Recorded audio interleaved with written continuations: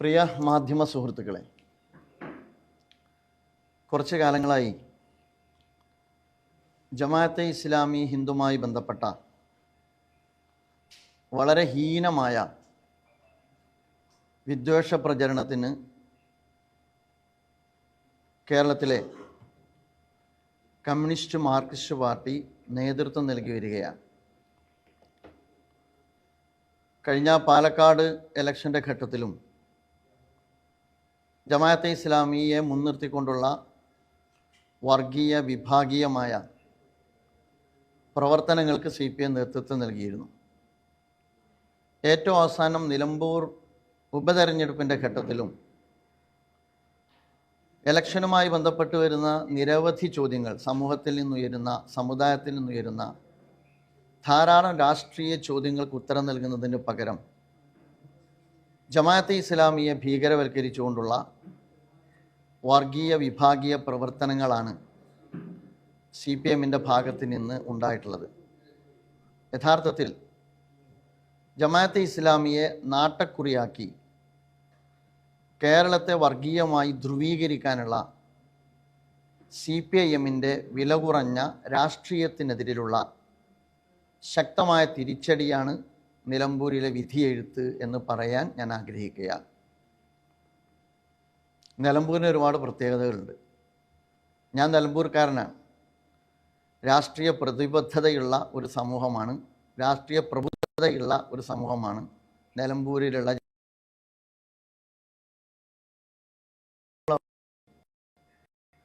സാമൂഹ്യ രാഷ്ട്രീയ നിലപാടുള്ളവരാണ്. പറയാൻ കഴിയാത്ത വിധം എല്ലാ വിഭാഗവും തിങ്ങി താമസിക്കുന്ന ഒരു സ്ഥലമാണ്. അവിടെ CPM കുറച്ച് കാലങ്ങളായി തുടർന്നു വന്നുകൊണ്ടിരിക്കുന്ന വർഗീയ വിഭാഗീയമായ രാഷ്ട്രീയ പ്രവർത്തനത്തിന് ഇടം ലഭിച്ചില്ല എന്നുള്ളത് CPMന് ഒരുപാട് പാഠം പഠിക്കാൻ കൂടി ഉപകരിക്കുന്നതാണ് എന്നുകൂടി സാന്ദർഭികമായി ഉണർത്തുകയാണ്. ജമാഅത്തെ ഇസ്ലാമിയുമായി ബന്ധപ്പെട്ട് CPM പച്ചക്കള്ളമാണ് സംസാരിച്ചുകൊണ്ടിരിക്കുന്നത്. നിങ്ങൾ ശ്രദ്ധിച്ചിട്ടുണ്ടാകും, ഇലക്ഷൻ തുടങ്ങിയത് മുതൽ ഇന്ന് ഞാൻ നിങ്ങളെ അഭിമുഖീകരിക്കുന്നത് വരെ CPMൻ്റെ സമുന്നതരായ നേതാക്കന്മാർ ജമാഅത്തെ ഇസ്ലാമിക്ക് നേരെ ഒരുപാട് വിമർശനങ്ങൾ ഉയർത്തിക്കൊണ്ടേയിരിക്കുകയാണ്. ഞാൻ ഇന്നാണ് ഔദ്യോഗികമായി ജമാഅത്തെ ഇസ്ലാമി അതിനോട് പ്രതികരിക്കുന്നത്. ആരെങ്കിലുമല്ല, CPIMൻ്റെ സംസ്ഥാന സെക്രട്ടറി ഗോവിന്ദ മാഷ്, ബഹുമാന്യനായ മുഖ്യമന്ത്രി ഉൾപ്പെടെയുള്ള ആളുകളാണ് ജമാഅത്തെ ഇസ്ലാമിക്ക് നേരെ പച്ചക്കള്ളം പറഞ്ഞുകൊണ്ടിരിക്കുന്നത്. മാധ്യമപ്രവർത്തകർ എന്ന നിലക്ക് നിങ്ങൾക്കും അതിൻ്റെ മറുവശം പലതും അറിയാവുന്ന കാര്യങ്ങളാണ്. ഇപ്പോൾ ഉദാഹരണമായി ഗോവിന്ദ മാഷ് ഇലക്ഷൻ പ്രചരണത്തിൻ്റെ ഘട്ടത്തിൽ പറഞ്ഞ ഒരു കാര്യം, പഹൽഗാം ആക്രമണവുമായി ബന്ധപ്പെട്ട്, ഭീകരാക്രമണവുമായി ബന്ധപ്പെട്ട് പ്രതികരിക്കാത്ത മുസ്ലിം സംഘടനയാണ് ജമാഅത്തെ ഇസ്ലാമി എന്നുള്ളത്. ജമാഅത്തെ ഇസ്ലാമി ദേശീയ തലത്തിൽ പഹൽഗാവുമായി ബന്ധപ്പെട്ട് ആദ്യം പ്രതിഷേധം രേഖപ്പെടുത്തിയ സംഘടനയിൽപ്പെട്ട പ്രസ്ഥാനമാണ് ജമാഅത്തെ ഇസ്ലാമി. ജമാഅത്തെ ഇസ്ലാമിയുടെ ദേശീയ അമീറിൻ്റെ പത്രസമ്മേളനം വീഡിയോകൾ അതിൻ്റെ വെബ്സൈറ്റിലുണ്ട്. Press release എല്ലായിടത്തുണ്ട്. മലയാളത്തിൽ അതിൻ്റെ ട്രാൻസ്ലേഷൻ വന്നിട്ടുണ്ട്. ഇതൊരു റിയാലിറ്റിയാണെന്നിരിക്കെ ഗോവിന്ദ മാഷ് പറഞ്ഞു, ഇതിനോട് പ്രതികരിക്കാത്ത ഏക മുസ്ലിം സംഘടനയാണ് ജമാഅത്തെ ഇസ്ലാമി. രാഷ്ട്രീയമായി വിയോജിപ്പാകാം,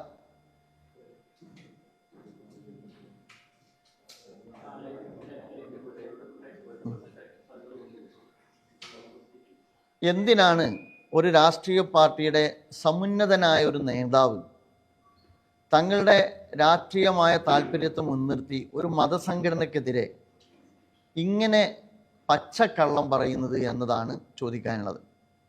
നിങ്ങൾ ആലോചിച്ച് നോക്കൂ, ബഹുമാന്യനായ മുഖ്യമന്ത്രി നിലമ്പൂരിൽ വന്ന് അദ്ദേഹം ധാരാളം സ്ഥലങ്ങളിൽ പ്രഭാഷണം നടത്തി. അദ്ദേഹം എൻ്റെ കൂടി, ഞങ്ങളുടെ കൂടി മുഖ്യമന്ത്രിയാണ്. അദ്ദേഹത്തിൻ്റെ പ്രഭാഷണത്തിലും പച്ചക്കള്ളം പ്രഭാഷണത്തിൽ അദ്ദേഹം തരിഗാമി മത്സരിക്കുന്നിടത്ത് ജമാഅത്തെ ഇസ്ലാമി BJPയുടെ കൂടെ നിന്നു എന്നുള്ളതാണ്. അങ്ങൊരു മുഖ്യമന്ത്രിയാണ്, അദ്ദേഹം ഒരു മുഖ്യമന്ത്രിയാണ്. അദ്ദേഹം വളരെ ഉത്തരവാദിത്വത്തോടു കൂടി സംസാരിക്കേണ്ട വ്യക്തിത്വമാണ്. അദ്ദേഹം നടത്തിയ സ്റ്റേറ്റ്മെൻറ്റിൽ പറഞ്ഞത് തരിഗാമിയെ പരാജയപ്പെടുത്താൻ വേണ്ടി BJPയെ പിന്തുണച്ചു എന്നുള്ളതാണ്. വസ്തുതാപരമായി നാലല്ല. മൂന്നാമത്, അവിടെ NDAക്ക് സ്ഥാനാർത്ഥി ഉണ്ടായിരുന്നു. നാലാമത്, അവിടെയുള്ള ജമാഅത്തെ ഇസ്ലാമി പ്രവർത്തകർ പിന്തുണച്ചത് അവിടെയുള്ള ഒരു സ്വതന്ത്രനെയാണ്. അതോടൊപ്പം മുഖ്യമന്ത്രി മനസ്സിലാക്കേണ്ടത് തരിഗാമിയെ അവിടെയുള്ള ജമാഅത്തെ ഇസ്ലാമി പിന്തുണച്ചില്ല എന്ന് മാത്രമല്ല, BJP പിന്തുണച്ചു എന്ന് പറയുന്ന മുഖ്യമന്ത്രി അതേസമയം തന്നെ രാജസ്ഥാനിലെ സിക്കറിലും തമിഴ്നാട്ടിലെ ഡിണ്ടിഗലും തമിഴ്നാട്ടിലെ മധുരയിലും അതേസമയം ജമാഅത്തെ ഇസ്ലാമി CPIഎമ്മിന് വോട്ട് ചെയ്തിരിക്കുന്നു എന്ന കാര്യം കൂടി മുഖ്യമന്ത്രി മനസ്സിലാക്കാത്ത ഒരാളാണെന്ന് ഞാൻ വിചാരിക്കുന്നില്ല. അപ്പോൾ മുഖ്യമന്ത്രിയും അതുപോലെ തന്നെ CPIഎമ്മിൻ്റെ സംസ്ഥാന സെക്രട്ടറിയും നിലമ്പൂർ ഇലക്ഷനുമായി ബന്ധപ്പെട്ട് തങ്ങളുടെ രാഷ്ട്രീയ താല്പര്യത്തിന് വേണ്ടി ജമാഅത്തെ ഇസ്ലാമിക്ക് നേരെ പച്ചക്കള്ളം മുന്നിൽ വെച്ചുകൊണ്ടുള്ള വർഗീയ വിഭാഗീയ പ്രവർത്തനങ്ങൾക്കാണ് വഴിമരുന്നിട്ട് കൊടുത്തത് എന്ന് പറയാതിരിക്കാൻ നിർവാഹമില്ല. ഇത് കുറച്ചു കാലമായി CPIഎം തുടരുന്നൊരു രീതിയാണ്, ഒരു ലൈനാണ്. വലതുപക്ഷ നെറേറ്റീവുകളെ ഉയർത്തുക എന്ന് പറയുന്നത്. കുറച്ചുകൂടി കൃത്യമായി പറഞ്ഞാൽ സംഘപരിവാർ നെറേറ്റീവുകളെ ഉയർത്തിക്കൊണ്ടുവരിക എന്ന് പറയുന്നത്. പലപ്പോഴും CPIഎം കേരളത്തിലും കേരളത്തെക്കുറിച്ചും ഉയർത്തുന്ന ഇത്തരം വലതുപക്ഷ നരേഷനുകൾ അല്ലെങ്കിൽ സംഘപരിവാർ നരേഷനുകൾ പിന്നീട് ഏറ്റെടുക്കുന്നത് ഇന്ത്യയിൽ സംഘപരിവാറാണ് എന്നുള്ളത് CPIഎം മനസ്സിലാക്കണം. CPIഎം ഇപ്പോൾ വിതക്കുന്നത് കൊയ്യാൻ CPIഎം അല്ല ഉള്ളത് BJP ആണ് എന്ന രാഷ്ട്രീയ ബോധം CPIഎം കാണിക്കണം എന്നാണ് പറയാനുള്ളത്. നിങ്ങൾ ആലോചിച്ച് നോക്ക്, പ്രിയങ്ക വിജയിച്ചപ്പോൾ CPIഎം എന്താ പറഞ്ഞത്? പ്രിയങ്കയ്ക്ക് പിന്നിൽ വർഗീയ കക്ഷികളാണ്. അതുപോലെ തന്നെ പൗരത്വ സമരം ഇവിടെ നടന്നപ്പോൾ നമ്മുടെ മുഖ്യമന്ത്രിയാണ് പറഞ്ഞത് അതിനകത്ത് തീവ്രവാദികൾ നുഴഞ്ഞു കയറിയിട്ടുണ്ട്. സ്വാഭാവികമായും പ്രധാനമന്ത്രി അത് ഏറ്റെടുത്തു. പ്രധാനമന്ത്രി ഏറ്റെടുത്തിട്ട് പറഞ്ഞു തീവ്രവാദികളുടെ നുഴഞ്ഞു കയറ്റം പൗരത്വ സമരത്തിലുണ്ട്. അതേപോലെ തന്നെ ലവ് ജിഹാദ് ഏറ്റെടുത്തത് യോഗി ആദിത്യനാഥാണ്. അതേപോലെ മലപ്പുറം ജില്ലയിലെ സ്വർണ്ണക്കള്ളക്കടത്തിനെ കുറിച്ച് ഡൽഹിയിൽ പോയി ദേശീയ പത്രത്തിന് ഹിന്ദുവിന് ഇൻ്റർവ്യൂ കൊടുത്തപ്പോൾ മലപ്പുറത്തെ പരാമർശിച്ചു എന്ന് മാത്രമല്ല അത് രാജ്യദ്രോഹ പ്രവർത്തനങ്ങൾക്ക് ഉപയോഗപ്പെടുത്തുന്നു എന്നുകൂടി പറഞ്ഞു. ആ ആക്ഷേപത്തിൽ നിന്ന് ഇനിയും മുഖ്യമന്ത്രി മാപ്പ് പറയുകയോ മലപ്പുറത്തോട് അതിൻ്റെ ക്ലാരിറ്റി വരുത്തുകയോ ചെയ്തിട്ടില്ല. അതുപോലെ തന്നെയാണ് പഹൽഗാവുമായി ബന്ധപ്പെട്ട ഗോവിന്ദൻ മാഷ പ്രസ്താവന. ഏറ്റവും അവസാനം നിങ്ങൾ ആലോചിച്ച് നോക്ക്, നിലമ്പൂരിൽ റിസൾട്ട് വന്നപ്പോൾ നിങ്ങൾ ശ്രദ്ധിച്ചിട്ടുണ്ടാകും അതിൻ്റെ പിന്നിൽ വർഗീയ കക്ഷികളാണ്. രണ്ട് സ്റ്റേറ്റ്മെൻറ്റ് സമാനമാകുന്നുണ്ട്. ഒന്ന് രാജീവ് ചന്ദ്രശേഖരൻ്റെ സ്റ്റേറ്റ്മെൻറ്റും മറ്റൊന്ന് ഗോവിന്ദൻ മാഷിൻ്റെ സ്റ്റേറ്റ്മെൻറ്റും. കുറച്ച് കാലങ്ങളായി ഗോവിന്ദൻ മാഷിൻ്റെ സ്റ്റേറ്റ്മെൻറ്റും അതുപോലെ തന്നെ സുരേന്ദ്രൻ്റെയും രാജീവ് ചന്ദ്രശേഖരൻ്റെയും സ്റ്റേറ്റ്മെൻറ്റ് സമാനമാകുന്നത് എന്തുകൊണ്ടാണ് എന്ന് CPIഎം ഉയർത്തുന്ന നെറേറ്റീവുകൾ എന്തുകൊണ്ട് സംഘപരിവാറിന് സുഗമമായി ഏറ്റെടുക്കാൻ കഴിയുന്നുവെന്ന് CPIഎം ഗൗരവത്തോടു കൂടി ആലോചിക്കണമെന്നാണ് ഞാൻ പറയുന്നത്. ഇത്തരം ഹെയ് സ്പീച്ചിനെ ജനങ്ങൾ തള്ളിക്കളയുന്നു എന്നതിൻ്റെ കൂടി റിസൾട്ടാണ് നിലമ്പൂരിൽ സംഭവിച്ചത്. അത് ഇന്ത്യയിലെ കേരളത്തിലെ നിലമ്പൂരിലെ ജനങ്ങളുടെ പ്രബുദ്ധതയിലേക്കുള്ള സൂചനയാണ്. CPIഎമ്മിനേക്കാൾ സമകാലിക രാഷ്ട്രീയ സാഹചര്യത്തിൽ സാഹോദര്യവും സൗഹൃദവും തകർക്കുന്ന രീതിയിലുള്ള രാഷ്ട്രീയ നീക്കത്തിനെതിരെ ഈ രാജ്യത്തെ ജനത പ്രബുദ്ധത കാണിക്കുന്നു എന്നുള്ളതാണ്. നിങ്ങൾ ശ്രദ്ധിച്ചിട്ടുണ്ടാകും, കഴിഞ്ഞ ഇലക്ഷനിൽ പ്രധാനമന്ത്രി നരേന്ദ്രമോദി സ്പീച്ച് നടത്തിയ അവിടെ എല്ലാം BJP തോൽക്കുകയും ചെയ്തത്.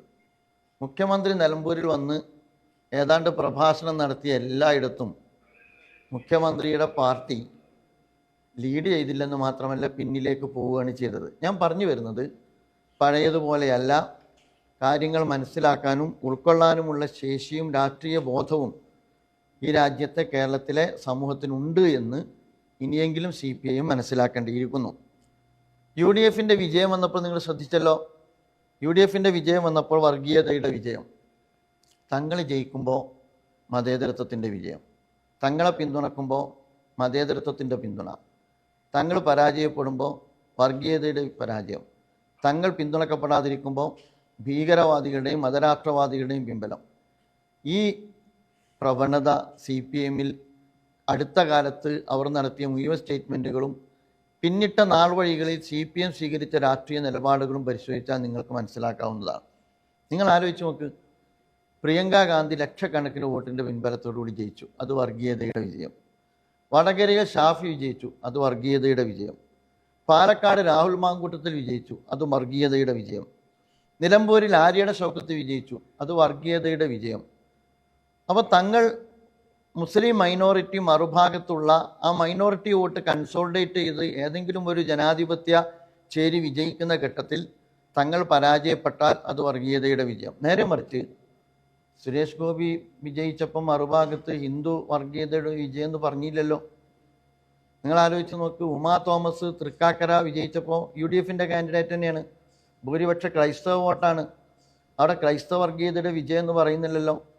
മലബാറിലും മുസ്ലിം മൈനോറിറ്റി നിലകൊള്ളുന്നിടത്തും തങ്ങൾക്ക് വിരുദ്ധമായ സമീപനം സ്വീകരിക്കുമ്പോൾ അവർക്ക് നേരെ വർഗീയതയുടെ ചാപ്പ കുത്തുന്ന സമീപനമാണ് CPM കുറച്ച് നാളായി സ്വീകരിക്കുന്നത് എന്നുള്ളതാണ് നമുക്ക് മനസ്സിലാക്കാൻ കഴിയുന്നത്. കഴിഞ്ഞ 9 വർഷം കേരളത്തെ എടുത്ത് പരിശോധിച്ച് നോക്കിക്കഴിഞ്ഞാൽ കേരളത്തിലെ സോഷ്യൽ ഫാബ്രിക്കിന് ഏറ്റവും കൂടുതൽ ആഘാതമേറ്റ വർഷം കൂടിയാണ് എന്ന് നമുക്ക് വിലയിരുത്താൻ കഴിയും. നിങ്ങൾ ആലോചിച്ച് നോക്ക്, കേരളം ഒരു ഇസ്ലാമോഫോബിക് സ്റ്റേറ്റ് ആയിട്ട് മാറി. ഇന്ന് ഒരു കാര്യം ആര് പറയുന്നു എന്നുള്ളതല്ല, എന്തു പറയുന്നു എന്നുള്ളതല്ല, ആര് പറയുന്നു എന്നുള്ളതാണ്. അമീർ ഹസൻ കുഞ്ഞാലിക്കുട്ടിയിൽ നിന്ന് തുടങ്ങുന്ന ഈ അർത്ഥത്തിൽ ഇസ്ലാമോഫോബിക്കായ അന്തരീക്ഷത്തെ ഉപയോഗപ്പെടുത്തിക്കൊണ്ടുള്ള രാഷ്ട്രീയ സാമൂഹ്യ എൻജിനീയറിങ്ങിലൂടെ കേരളത്തിൻ്റെ സോഷ്യൽ ഫാബ്രിക്കിന് ഏറ്റവും കൂടുതൽ ആഘാതമേറ്റ കാലയളവാണ് ഈ 9 വർഷം എന്ന് പറയുന്നത്. അപ്പോൾ കേരളത്തിൻ്റെ സോഷ്യൽ ഫാബ്രിക്കിന് ഡാമേജ് ഉണ്ടാക്കുന്ന വർഗീയവും അതുപോലെ തന്നെ വർഗീയതയും ഹെയ്റ്റ് സ്പീച്ചും നടക്കുന്ന ഘട്ടത്തിൽ അതിനെ ശക്തമായി നേരിടുന്നതിന് പകരം അതിൻ്റെ രക്ഷാകവചം ഒരുക്കുന്ന സമീപനമാണ് CPM-ൻ്റെ ഭാഗത്തു നിന്നുണ്ടായത്. ഈ 9 കൊല്ലം കൊണ്ട് കേരളത്തിൻ്റെ സാമൂഹ്യ തലത്തെ സാരമായി ബാധിക്കുന്നതിന് ഇത്തരത്തിലുള്ള അപകടകരമായ ഇസ്ലാമോഫോബിക്കായ ഒരു അന്തരീക്ഷം രൂപപ്പെടുന്നതിന് ഇത് കാരണമായി എന്ന് നമുക്ക് കാണാവുന്നതാണ്. അപ്പോൾ ഞാൻ പറഞ്ഞു വരുന്നത്, ഈ അർത്ഥത്തിലുള്ള വിഭാഗീയ പ്രവർത്തനത്തിന് രാഷ്ട്രീയം പറയണം, ഭരണകൂടം എന്നുള്ള അർത്ഥത്തിൽ ഭരണത്തിൻ്റെ വികസന നേട്ടങ്ങൾ പറയണം. അതിനപ്പുറത്ത് മൈനോറിറ്റിയിൽ ഒരു വിഭാഗത്തെ നാട്ടക്കുലിയാക്കി മറുഭാഗത്ത് വോട്ട് കൺസോളിഡേറ്റ് ചെയ്ത് തങ്ങൾക്ക് വീണ്ടും അധികാരത്തിലേറാം എന്ന സ്വഭാവത്തോടു കൂടിയുള്ള CPM കുറച്ചു കാലങ്ങളായി നടത്തിക്കൊണ്ടിരിക്കുന്ന രാഷ്ട്രീയത്തിനേറ്റ തിരിച്ചടി കൂടിയാണ് നിലമ്പൂർ എന്നുകൂടി ഓർമ്മപ്പെടുത്തുകയാണ്. അതോടൊപ്പം തന്നെ മൂന്നാമത് CPM അധികാരത്തിൽ വരണ്ടേ എന്നതിനേക്കാളൊക്കെ വലുതാണ് കേരളത്തിൻ്റെ സൗഹൃദം നിലനിൽക്കണ്ടേ എന്നുള്ളത്.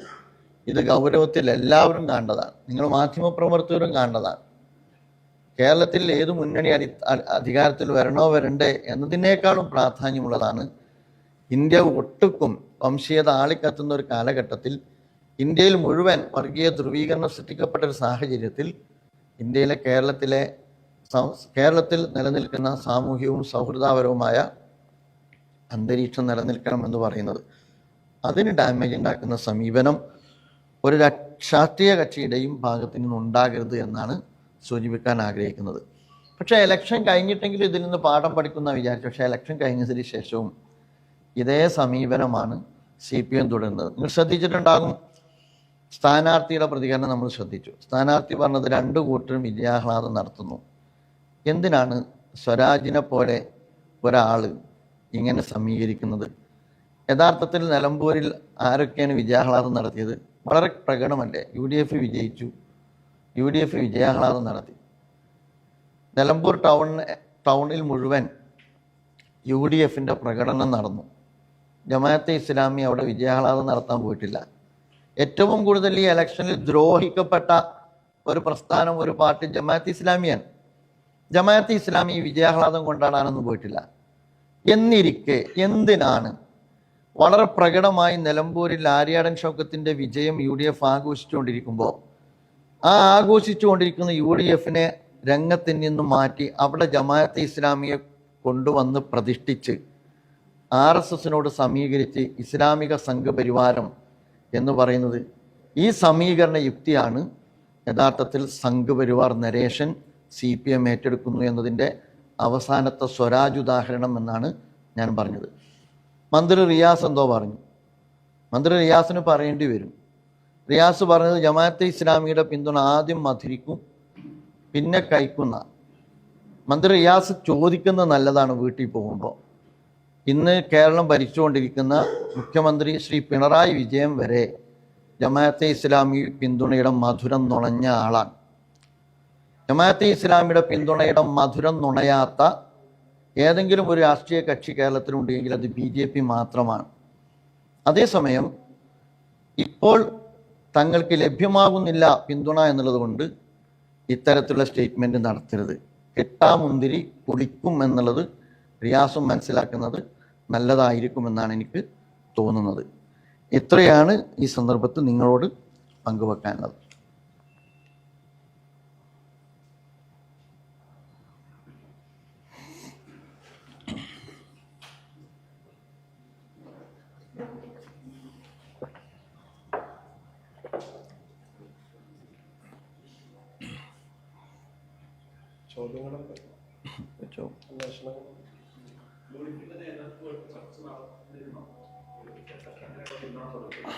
ജമാഅത്തെ ഇസ്ലാമി അല്ലല്ലോ പിന്തുണ കൊടുത്തത്, വെൽഫെയർ പാർട്ടിയാണല്ലോ പിന്തുണ കൊടുത്തത്. അതുകൊണ്ട് അത് വെൽഫെയർ പാർട്ടിയോടാണ് നിങ്ങൾ അന്വേഷിക്കേണ്ടത്.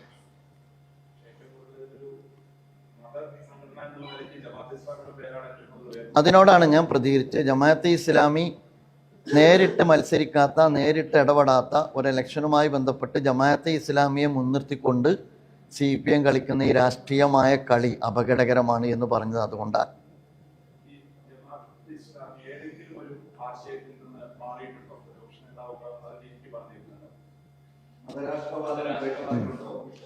ഞാൻ പത്രസമ്മേളനം നടത്താൻ തുടങ്ങിയത് മുതൽ ഞാൻ കേൾക്കുന്ന ചോദ്യമാണ് ജമാഅത്തെ ഇസ്ലാമിയുമായി ബന്ധപ്പെട്ട മതരാഷ്ട്രവാദ ചോദ്യം.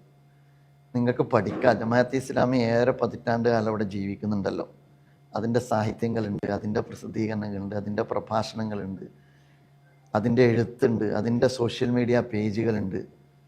ജമാഅത്തെ ഇസ്ലാമി ഇന്ന് വരെ മതരാഷ്ട്രവാദം ഉന്നയിച്ചിട്ടില്ല.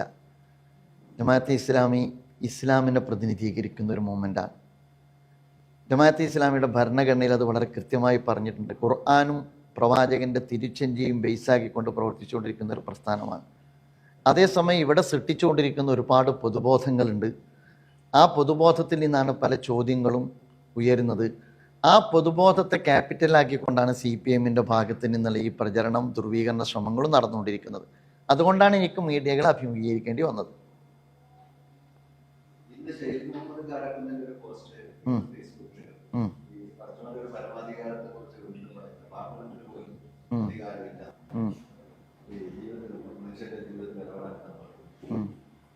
ജീവിതത്തിൽ ദൈവശാസനം അനുസരിച്ച് ജീവിക്കണം എന്ന് പറയുന്നതിൻ്റെ കൂടി ഭാഗമാണ് അതത് രാജ്യത്തെ ഭരണ സംവിധാനങ്ങൾക്കും നിയമവ്യവസ്ഥകൾക്കും അനുസരിച്ച് ജീവിക്കണം എന്ന് പറയുന്നത്. ഞാൻ ജമാഅത്തെ ഇസ്ലാമിയുടെ അൽഖാമീർ എന്നുള്ള കേരള അമീർ എന്നുള്ള അർത്ഥത്തിലാണ് സംസാരിക്കുന്നത്. അതിൻ്റെ ഭരണഘടന വെച്ചാണ് സംസാരിക്കുന്നത്. അതും ഇതും ഒരിക്കലും വൈരുദ്ധ്യമാകുന്നില്ല. എൻ്റെ പരമാധികാരി ദൈവം തമ്പുരാനാണ്. എൻ്റെ പരമാധികാരി ദൈവം തമ്പുരാനാണ് എന്ന് പറയുന്നതിനർത്ഥം ഈ രാജ്യത്തെ വ്യവസ്ഥക്കും ഭരണഘടനക്കും വിരുദ്ധമാവുക എന്നാണോ? ഒരു രാജ്യത്തുള്ള നിയമവ്യവസ്ഥക്കും ഭരണ സംവിധാനത്തിനും അനുസരിച്ച് ജീവിക്കുക എന്നുള്ളത് ഏതൊരു പൗരൻ്റെയും ബാധ്യതയാണ്. അത് ഇസ്ലാം അനുശാസിക്കുന്ന മാർഗനിർദ്ദേശവുമാണ്. നിങ്ങൾ ആലോചിച്ച് നോക്ക്, ജമാഅത്തെ ഇസ്ലാമി ഇന്നലെ വന്നൊരു പ്രസ്ഥാനമല്ലല്ലോ. നിങ്ങൾക്ക് കഥ പറഞ്ഞു തരേണ്ട കാര്യമില്ലല്ലോ. ഏറെ പതിറ്റാണ്ട് കാലത്ത്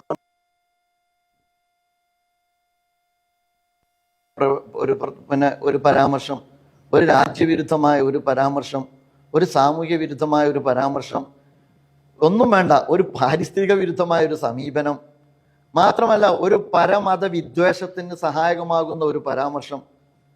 ഈ രാജ്യത്തെ ഏറ്റവും കൂടുതൽ ഇതര മതസമൂഹവുമായി സാഹചര്യവും സഹവർത്തിത്വവും സ്ഥാപിക്കുന്ന ഒരു പ്രസ്ഥാന ജമാഅത്തെ ഇസ്ലാമി. ഏതാഘോഷം വന്നാലും, ഓണം വന്നാലും, ക്രിസ്മസ് വന്നാലും, പെരുന്നാൾ വന്നാലും, ഇന്നത്തെ നിലനിൽക്കുന്ന ഒരു സാഹചര്യത്തിൽ വർഗീയ ധ്രുവീകരണത്തെ ചെറുക്കുന്നിടത്ത് പരസ്പരം കണ്ണി ചേർക്കാൻ വേണ്ടി സവിശേഷമായി പ്രോഗ്രാം മാർഗനിർദ്ദേശം ചെയ്യുന്ന ഒരു പ്രസ്ഥാനമാണ് ജമാഅത്തെ ഇസ്ലാമി. അതെന്താണ് പറയുന്നത് എന്ന് കേൾക്കാൻ ഖുത്തുബകൾക്ക് വരെ കേൾക്കാൻ അനുവാദം ആളുകൾ കൊടുക്കുന്ന ഒരു പ്രസ്ഥാനമാണ് ജമാഅത്തെ ഇസ്ലാമി. അതേസമയം നിങ്ങൾ മനസ്സിലാക്കേണ്ട ഒരു കാര്യം, ജമാഅത്തെ ഇസ്ലാമിയെ ഇരുട്ടിൽ നിർത്തിയിട്ട് അറ്റാക്ക് ചെയ്യുന്ന ആളുകൾ ഈ രാജ്യത്തെ നിയമവാഴ്ച അംഗീകരിക്കാറുണ്ടോ? ഈ രാജ്യത്തെ ഭരണഘടന അംഗീകരിക്കാറുണ്ടോ? ഈ രാജ്യത്ത് നിയമം കയ്യിലെടുക്കാറില്ലേ? ഈ രാജ്യത്ത് തങ്ങളുടെ പ്രതിയോഗികളെ കയ്യൂക്കൊണ്ട് നേരിടാറില്ലേ? തങ്ങളുടെ പാർട്ടി ഗ്രാമങ്ങൾ ഇതര അഭിപ്രായങ്ങളും വകവെച്ചു കൊടുക്കാറുണ്ടോ? പക്ഷെ നിങ്ങൾ മനസ്സിലാക്കേണ്ട ഒരു കാര്യം, നമുക്ക് ഈ പ്രിവിലേജും നിങ്ങളാരും വകവെച്ച് തരാറില്ല. അവരോടാരും നിങ്ങളാരും ഇങ്ങനെ ചോദിക്കാറില്ല. ഞാൻ പറഞ്ഞു വരുന്നത്, ജമാഅത്തെ ഇസ്ലാമിയെ സംബന്ധിച്ചിടത്തോളം വളരെ കൃത്യമാണ്. ക്രിസ്റ്റൽ എവിഡൻസ് അതിൻ്റെ ലൈഫാണ്, അതിൻ്റെ എക്സ്പീരിയൻസാണ്, അത് ജീവിക്കുന്ന മണ്ണാണ്, അത് നടത്തുന്ന സംവിധാനങ്ങളാണ്, അത് നടത്തുന്ന സ്ഥാപനങ്ങളാണ്, അത് നടത്തുന്ന പ്രവർത്തനങ്ങളാണ്, അതിൻ്റെ ഭരണഘടനയാണ്. ദൈവത്തിൻ്റെ പരമാധികാരം അംഗീകരിക്കുക എന്നുള്ളതിൻ്റെ അർത്ഥം ഈ നാട്ടിൽ ദൈവമൂല്യങ്ങൾ ഉൾക്കൊണ്ടുകൊണ്ട് ജീവിക്കുക എന്നുള്ളതാണ്. ചോദിച്ചോളൂ, കുഴപ്പമൊന്നുമില്ല.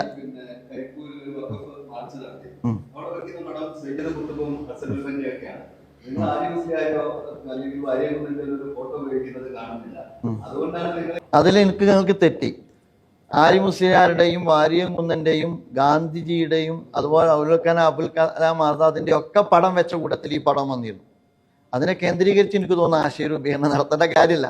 അതേസമയം ഒരു മിനിറ്റ്, ആ ഒരു വലിയ പ്രക്ഷോഭത്തെ ആ ഒരു ഫോട്ടോയിലേക്ക് ന്യൂനീകരിച്ചു എന്നുള്ളതാണ് അതിൻ്റെ ഒരു പ്രശ്നം. അത് നമുക്ക് പിന്നെ ചർച്ച ചെയ്യാം. ഞാൻ പറഞ്ഞു വരുന്നത്, ആ ഒരു പടം മാത്രമല്ല അവിടെ ഉണ്ടായിരുന്നത്. അവിടെ നിങ്ങൾ പറ്റുമെങ്കിൽ അതിൻ്റെ വീഡിയോ എടുത്ത് പരിശോധിച്ച് നോക്കിക്കഴിഞ്ഞാൽ ഗാന്ധിജി തൊട്ട് മൗലാന മുഹമ്മദ് അലി തൊട്ട് ഒരുപാട് രാജ്യത്തിൻ്റെ സ്വാതന്ത്ര്യത്തിന് വേണ്ടി പൊരുതിയ ജനതയുടെ പടം വെച്ചുകൊണ്ടാണ്, ആരി മുസ്ലിയാർ ഉൾപ്പെടെയുള്ള ആളുകളുടെ പടം വെച്ചിട്ടാണ്. അതൊന്നും ഒന്ന് മാത്രമാണ് കണ്ടതെന്നുള്ളതാണ്. ഓക്കെ. ആ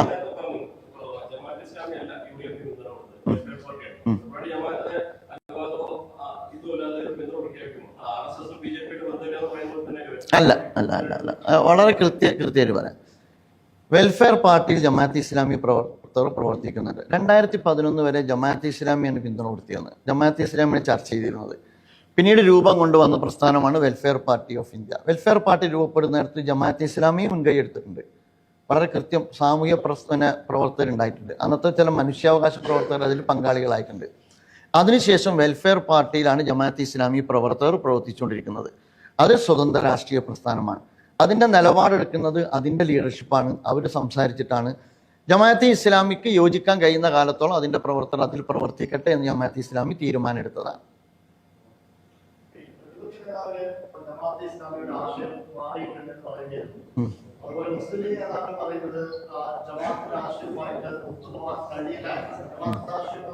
വ്യത്യാസമുണ്ട്, അംഗീകരിക്കാൻ പറ്റില്ല എന്നാണ്.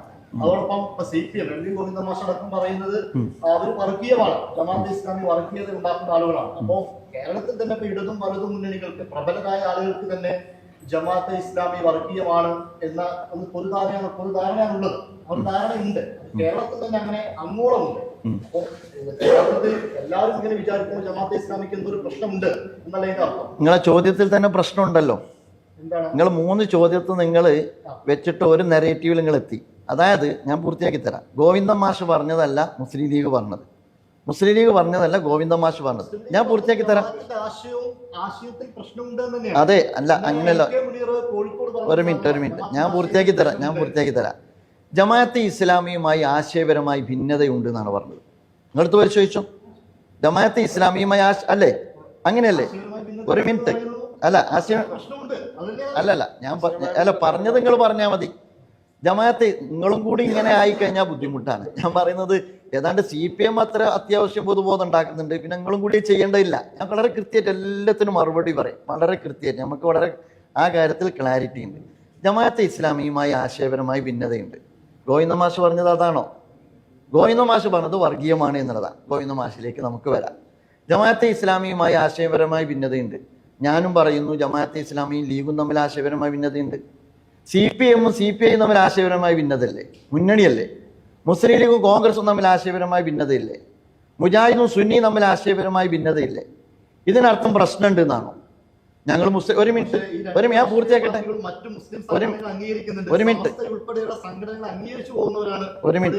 ഞാൻ പൂർത്തിയാക്കാൻ ക്ഷമ കാണിക്കും സുഹൃത്തെ. ഈ അർത്ഥത്തിൽ മുസ്ലിം ലീഗിന്റെ കീഴിൽ നിന്നുകൊണ്ട് മുസ്ലിം കോർഡിനേഷൻ കമ്മിറ്റിയിൽ ഇരിക്കുന്ന ഒരാളാണ് ഞാൻ. ഞങ്ങൾ തമ്മിൽ എന്താ പ്രശ്നം? നിങ്ങളെല്ലാം മനസ്സിലാക്കണ്ടേ. മുസ്ലിം കോർഡിനേഷൻ കമ്മിറ്റി എന്ന് പറയുന്ന പാണക്കാട് സാദിഖ് അലി ശിഹാബ് തങ്ങളുടെ നേതൃത്വത്തിലുള്ള കോർഡിനേഷൻ കമ്മിറ്റിയിൽ മുജാഹിദ് ഉണ്ട്, സുന്നി ഉണ്ട്, ജമാഅത്ത് ഇസ്ലാമി ഉണ്ട്. ഞങ്ങൾ തമ്മിൽ ആശയഭിന്നത ഉണ്ട്. സുന്നി മുജാഹിദും തമ്മിൽ ഒമ്പിച്ച ആശയഭിന്നതല്ലേ? ജമാഅത്ത് മുജാഹിദും സുന്നി തമ്മിൽ ആശയഭിന്നതയില്ലേ? ഇതൊക്കെ വിടും നിങ്ങൾ. ഒരു മുന്നണിയുള്ള കോൺഗ്രസും CPM-ഉം കോൺഗ്രസും UDF-ഉം തമ്മിൽ, മുസ്ലിം ലീഗും തമ്മിൽ, കേരള കോൺഗ്രസ് തമ്മിൽ ആശയഭിന്നതയില്ലേ? ആശയഭിന്നതയുള്ള എല്ലാവരും തന്നെ ഇന്നത്തെ മാറിയ ഒരു ഇന്ത്യൻ സാഹചര്യത്തിൽ സംഘപരിവാറിനെ താഴെ ഇറക്കാൻ എന്തുണ്ട് വഴി എന്നുള്ള അടിസ്ഥാനത്തിൽ ദേശീയ തലത്തിൽ ജമാഅത്തെ ഇസ്ലാമി എടുത്തൊരു നിലപാടാണ് ഇന്ത്യ അലയൻസിൽ സഹായകമായ നിലപാട് സ്വീകരിക്കണം എന്നുള്ളത്. ഞാൻ പൂർത്തിയാക്കാം, എന്നെങ്ങളൊന്ന് അനുവദിക്കും. സംഘടനകളെ ഇടതും വലതും അംഗീകരിക്കുന്നുണ്ട്, ജമാഅത്തിന് എന്തുകൊണ്ട് അംഗീകരിക്കാൻ പറ്റുന്നില്ല? നിങ്ങളുടെ വ്യാഖ്യാനല്ലേ ഇപ്പൊ ഒരു മിനിറ്റ്, ജമാഅത്തെ ഇസ്ലാമിയെ അംഗീകരിക്കുന്നില്ല എന്നെങ്ങനെ നിങ്ങൾ പറയും? ജമാഅത്തെ ഇസ്ലാമിയുടെ പിന്തുണ അവർ സ്വീകരിച്ചല്ലോ, അതിനെ അവർ എൻഡോസ് ചെയ്തല്ലോ.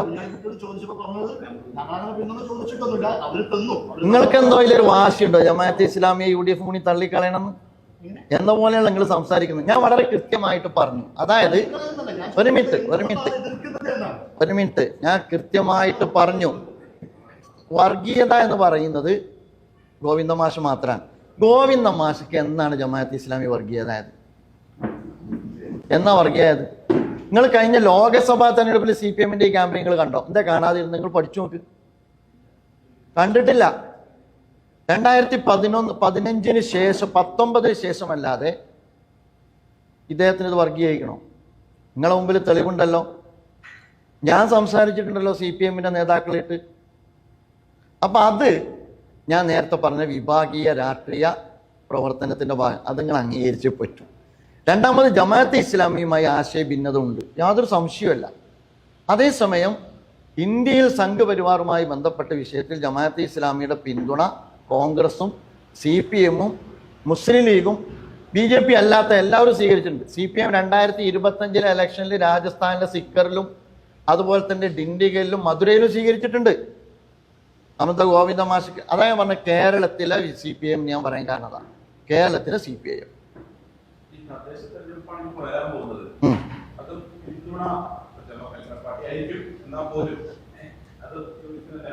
അത് വെൽഫെയർ പാർട്ടി തന്നെയാണ് പറയുന്നത്.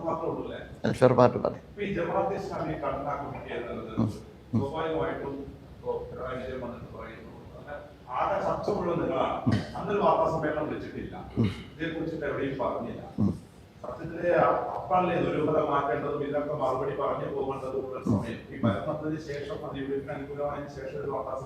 അല്ല, ജമാഅത്തെ ഇസ്ലാമി ഇലക്ഷന് നേരിട്ട് ഇടപെടുന്നില്ല.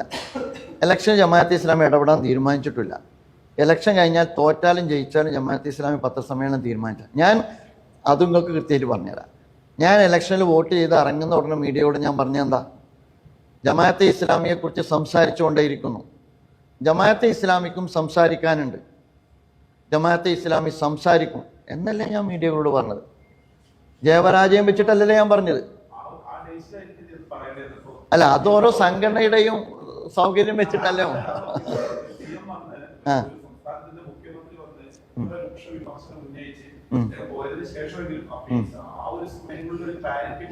അതിലുള്ളൊരു വിഷയം CPM ഇപ്പോൾ ഉയർത്തിക്കൊണ്ടിരിക്കുന്ന വിമർശനങ്ങളുടെ കൗണ്ടർ പോയിന്റ് ഏതാണ്ട് മീഡിയകളിൽ ധാരാളമായി വന്നുകൊണ്ടിരിക്കുന്നുണ്ട്. ജമാഅത്തെ ഇസ്ലാമി അപ്പോൾ പറയേണ്ടുന്ന സാഹചര്യം ഇല്ലാത്ത വിധം എന്താണ് CPM ഇപ്പോൾ കളിച്ചുകൊണ്ടിരിക്കുന്ന രാഷ്ട്രീയം എന്നതിനെക്കുറിച്ച് കേരളത്തിലെ പ്രബുദ്ധ ജനതയ്ക്ക് നല്ല ധാരണയുണ്ട്. അതുകൊണ്ട് ജമാഅത്തെ ഇസ്ലാമി പറയേണ്ടതില്ല. എന്നാൽ പോലും ചില പച്ചക്കള്ളം വന്നതുകൊണ്ട് അതിൻ്റെ ക്ലാരിറ്റി വരുത്തണം എന്നുള്ളതുകൊണ്ടാണ് ഇത് ഇപ്പോൾ നമ്മൾ പത്രസമ്മേളനം നടത്താമെന്ന് വെച്ചത്.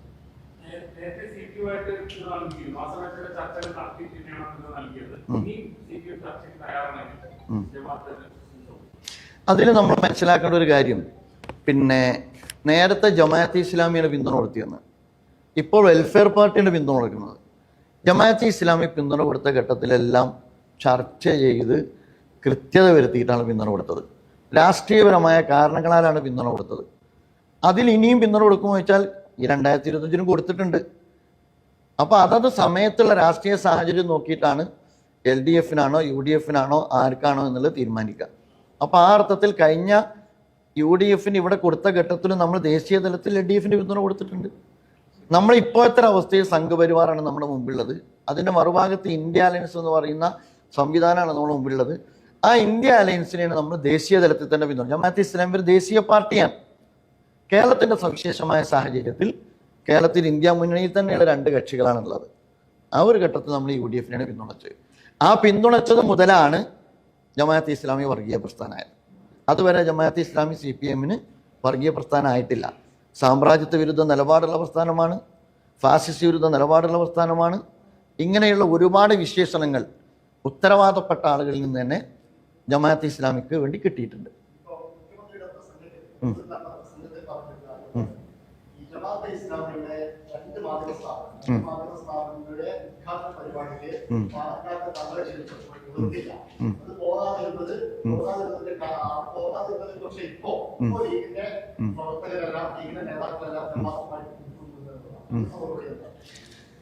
ജമാഅത്തെ ഇസ്ലാമിയുടെ മാധ്യമ സ്ഥാപനങ്ങളുടെ ഉദ്ഘാടനത്തിന് തങ്ങളെ ക്ഷണിച്ചിരുന്നു. അല്ല, മുഖ്യമന്ത്രിയോട് നിങ്ങൾ ചോദിക്കണ്ടേ? മുഖ്യമന്ത്രി എന്തെങ്കിലും പറഞ്ഞു പോയാൽ പറ്റൂ. ഞാൻ പറയുന്നത് ജമാഅത്തെ ഇസ്ലാമിയുടെ മാധ്യമ സ്ഥാപനങ്ങളുടെ ഉദ്ഘാടനത്തിന് അവർ വിളിച്ചിട്ടില്ലല്ലോ, വിളിച്ചിട്ടില്ല. അതിൽ മതസംഘടനാ നേതാക്കന്മാർ ആരെയും വിളിച്ചിട്ടില്ല, തങ്ങളെ എന്നല്ല. ഇതാ ഞാൻ പറഞ്ഞത്. എന്തിനാണ് അത് മുഖ്യമന്ത്രി പറയുന്നത്? അതിൻ്റെ പിന്നിലെ രാഷ്ട്രീയം എന്താ? നിങ്ങൾ മാധ്യമ പ്രവർത്തകരാണല്ലോ. മാധ്യമ സ്ഥാപനങ്ങളുടെ ഉദ്ഘാടനത്തിൽ കുൽദീപ് നയ്യാർ ഉൾപ്പെടെയുള്ള എൻ റാം ഉൾപ്പെടെയുള്ള ഒരുപാട് പ്രഗത്ഭരായ മാധ്യമ പ്രവർത്തകർ വെച്ചിട്ടാണ് അതിൻ്റെ ഉദ്ഘാടനങ്ങൾ നടക്കുക. എന്തിനാ തങ്ങളെ വിളിച്ചോ എന്ന് ചോദിക്കുന്നത്? ഒരു മതസംഘടനാ നേതാക്കന്മാരെയും വിളിച്ചിട്ടില്ലല്ലോ.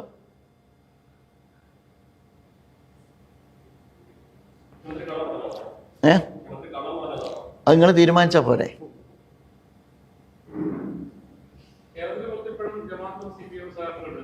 ധാരാളം. ഏറ്റവും അവസാനം കഴിഞ്ഞ മാസം കോയമ്പത്തൂർ നടന്ന വലിയൊരു പ്രക്ഷോഭത്തിൽ വഖഫ് ബില്ലുമായിട്ട് ബന്ധപ്പെട്ട വിഷയത്തിൽ സംയുക്തമായിട്ടാണ് പ്രക്ഷോഭം നടക്കുന്നത്.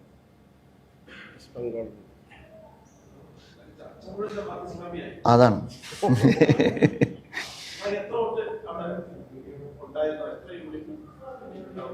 അത് നിങ്ങൾ പാർട്ടിയോട് ചോദിക്കണം. വെൽഫെയർ പാർട്ടിൻ്റെ വോട്ട് എത്രയെന്നുള്ളത് നമ്മൾ ചോദിക്കണം. ജമാഅത്തെ ഇസ്ലാമിയുടെ വോട്ട് എത്ര എന്നുള്ളതൊന്നുമല്ല. ജമാഅത്തെ ഇസ്ലാമിയെ നാട്ടക്കുറിയാക്കിയിട്ട് മൈനോറിറ്റി വോട്ടിൻ്റെ കൺസോൾട്ടേഷൻ തകർക്കുക, മറുഭാഗത്ത് ഭൂരിപക്ഷ ഹൈന്ദവ വോട്ട് കൺസോൾട്ടേറ്റ് ചെയ്യുക എന്ന് പറയുന്ന അത്യന്തം അപകടകരമായ. എൻ്റെ നാട്ടിലൊക്കെ ഞാനൊരു നിലമ്പൂർ ഗ്രാമത്തിൽ താമസിക്കുന്ന ആളാണ്. ഞങ്ങൾക്ക് ഇതുവരെ അത്തരത്തിലുള്ള വിഭാഗീയ പ്രവർത്തനങ്ങളും വർഗീയ പ്രവർത്തനങ്ങളും ഞങ്ങൾക്കിടയിൽ ചർച്ചയില്ല. ഞങ്ങളൊരു കുടുംബത്തെ പോലെ താമസിക്കുന്ന സ്ഥലങ്ങളാണ്. അവിടങ്ങളിൽ ഉൾപ്പെടെ ഇത്തരം ഒരു ഡിസ്കഷന് വഴി തുറന്ന് അപകടകരമായ ധ്രുവീകരണ പ്രവണതയ്ക്ക് ആക്കം കൂട്ടി എന്നുള്ളതാണ് CPM ഇപ്പോൾ ചെയ്തുകൊണ്ടിരിക്കുന്നത്.